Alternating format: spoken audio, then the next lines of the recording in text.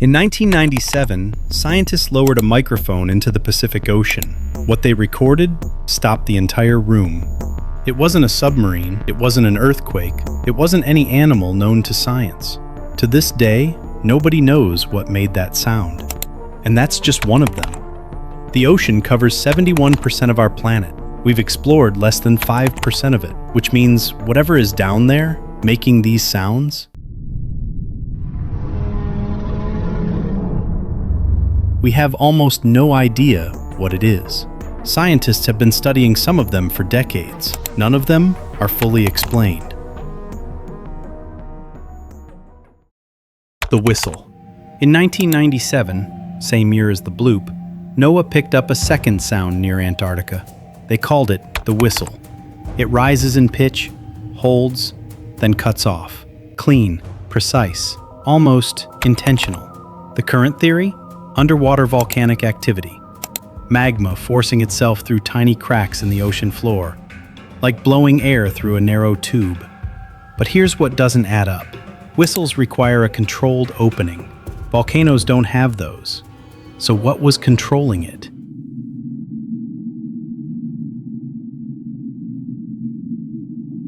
Julia. This one has a name, and the name makes it worse. NOAA recorded this sound in 1999 across their entire South Pacific hydrophone network, meaning it was loud enough to be picked up by microphones thousands of kilometers apart.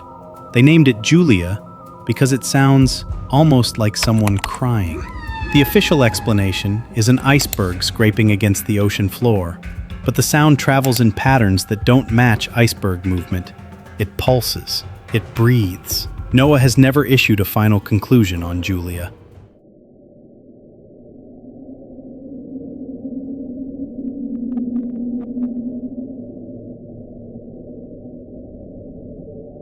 The Quacker. During the Cold War, Soviet submarines began reporting something terrifying. Something was following them. Deep beneath the surface, in the North Atlantic, their sonar was picking up a fast-moving object that kept pace with their submarines. It made a sound like a frog quacking, so they called it the Quacker. It wasn't American. The Americans had the same problem. Both superpowers investigated for years. Both came up empty. When the Cold War ended, the reports stopped, and no official explanation was ever released by either government.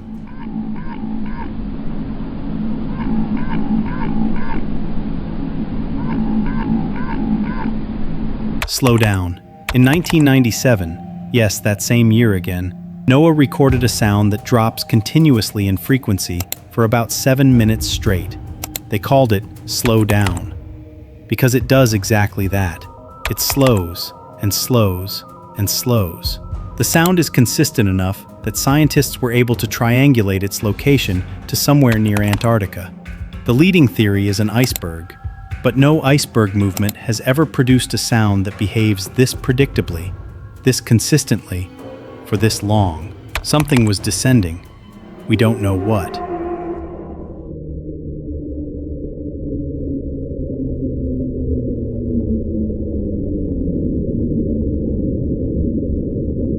The Upsweep. Unlike the others, the Upsweep didn't just happen once. NOAA has been recording it since 1991. It comes back every year, strongest in spring and autumn.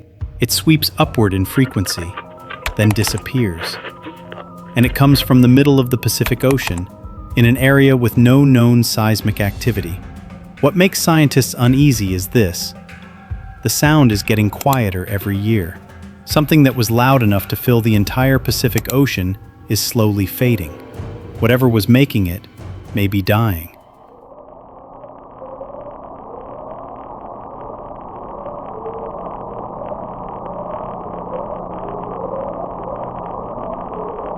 The 52 Hz whale. This one is different, because we know what's making it. Since 1989, scientists have been tracking a whale that calls at 52 Hz. That doesn't sound significant, until you know that every other whale on Earth calls between 15 and 25 Hz. No other whale can hear it, not one. This animal has been crossing the ocean every single year, calling out, for over 35 years. in complete silence. We have never seen it. We only know it exists because of what we hear. Scientists call it the loneliest creature on Earth, and it's still out there right now.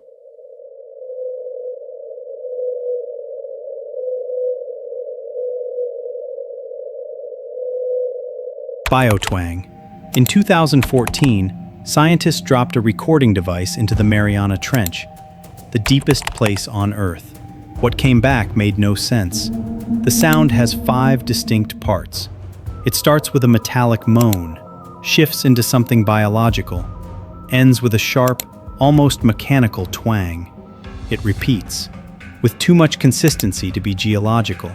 Scientists believe it's a new species of baleen whale, one that has never been seen, in the deepest, darkest, most unreachable place on the planet, making a sound unlike anything ever recorded, and we have no idea what it looks like. The train. In 1997, NOAA was having a very strange year. A third unexplained sound was recorded in the equatorial Pacific. It lasted for several minutes and moved. Not like a wave, not like a geological event. It moved like something traveling. The sound has a rhythm, a pattern. Scientists have compared it to the sound of a train on tracks, except there are no tracks at the bottom of the ocean. The current working theory is a large iceberg, but this sound has never been reproduced by any iceberg since.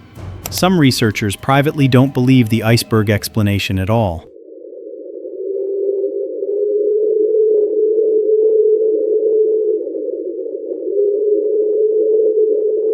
The hum. This one is not just in the ocean. Since the 1970s, people around the world have been hearing a low, persistent hum. In their homes, in the countryside, it drives some people to the edge of madness. Because only 2% of the population can hear it, and it never stops. Scientists trace the dominant source to the ocean. The current best explanation: microseisms. Tiny, constant waves interacting with the ocean floor and creating a frequency that travels through the Earth itself. But that doesn't explain why it's getting louder, or why it started in the 1970s specifically, or why some people can hear it and others can't.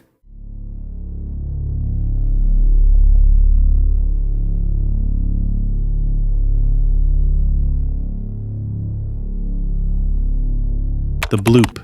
In 1997, NOAA scientists were doing a routine scan of the Pacific Ocean when their equipment recorded the loudest underwater sound ever detected in recorded history. It lasted 1 minute. It was picked up by hydrophones nearly 5,000 kilometers apart. At full volume, it would shatter your eardrums. They called it the bloop. In 2012, NOAA quietly updated their official explanation. They now believe it was an ice quake, a massive ice fracturing event in Antarctica. But the original scientists who recorded it aren't convinced, because the sound has biological characteristics, the kind of frequency modulation that living things produce. If it was biological, whatever made it would have to be larger than the blue whale, larger than anything we know has ever existed. The file is still open. The sound has never been recorded again, and the ocean keeps its secret.